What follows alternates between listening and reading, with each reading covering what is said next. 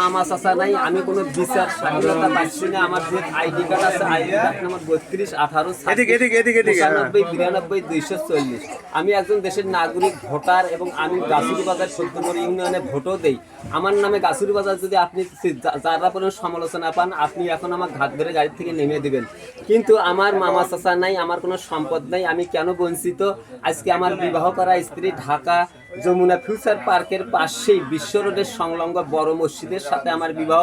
সেখানে স্ত্রীর সাথে ৩-৪ দিন থাকলাম এবং স্ত্রীকে নিয়ে আসলাম, বউকে নিয়ে আসলাম। নিয়ে আসার পরে আর কিছুদিন সংসার করার পরে তা ফের যায় আবার আসে। আমার অসুস্থ অভাবের কথা দেখে সে মাঝে মাঝে টাকা পাঠায় আসে।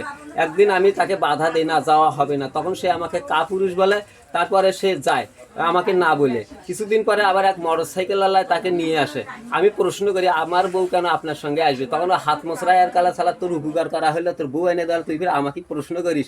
ওই কথা বলে যায়। ভোরে উঠে আমি নাজমাক শত ভালোবেসে আটকাতে পারলাম না, সে না বলে চলে যায়। তাই তখন থেকে আমি কাগজ লেখালেখি করার পরে আর বউ আসে না। তা এখন বাবা আমার সবচেয়ে বড় সমস্যা তো আমার অর্থ নাই। আমার গোয়েন্দা চাচ্ছে প্রতিটি মুহূর্তে অনেক ক্রিমিনালি করে আমাকে মারার চেষ্টা করতেছে। কিন্তু আপনারা জানেন আমি 96-2000 সাল থেকে ভিক্ষা করে খাই। আপনারাও অনেকে নাও জানতে পারেন। এখানে জায়গার আশপাশের দোকানগুলো, বাড়িগুলো বলেন, পীরগাছার আশপাশে বলেন, অনদনগর টাউনের আশপাশে বলেন, আপনি বাবনডাঙ্গা, নলডাঙ্গা, হাসানগঞ্জ এলাকার আশপাশে বলেন, সবাই জানে আমি 20 বছরে ভিক্ষা করে খাই। আপনার বাড়িতে আপনার বাড়িয়ালি বা আপনার বোন বেটিরা আমাকে না খাওয়াচ্ছে, আমি কি সহজে পাগলা হই? তা আমি এই যে ভিক্ষা করে খাই আপনাদের কারণে আমি হয়তো এখনো কথা বলতে পারতেছি।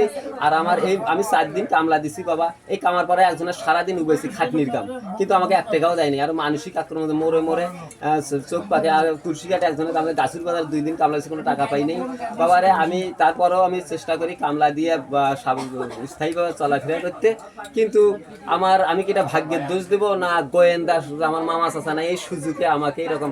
সেখানে আমি যেখানে বিবাহ করছি ওখানেও তো আমার ভালো পরিচয়। ওখানে আমি গেছিলাম কয়েকবার, তারা বলে যে ওই মেয়ের আড্ডা বেশি, তাও অন্য জায়গায় গেছে, আমাকে পরাটা খেলেলো এবং কাজকি বিরিয়ানিও খাওয়াইছে ওই যমুনা ফিউচার পার্ক ওই বাসার সাথে।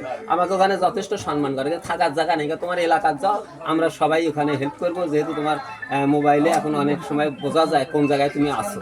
থাকিয়ে লাভ নেই, সবাই এক, সবাই ওই নারীর পাগল আর আমার স্ত্রীটার পাগল সবাই। আর আমার পক্ষে যে আমাকে আইনে দিবে এটা নাই, কারণ এরা বাংলাদেশে আমি এটা বুঝতে পারলাম যে এরা ওই আমার স্ত্রীর পাগল। আমাকে যে একটা বউ দিবে এটা তারা পাগল নয়।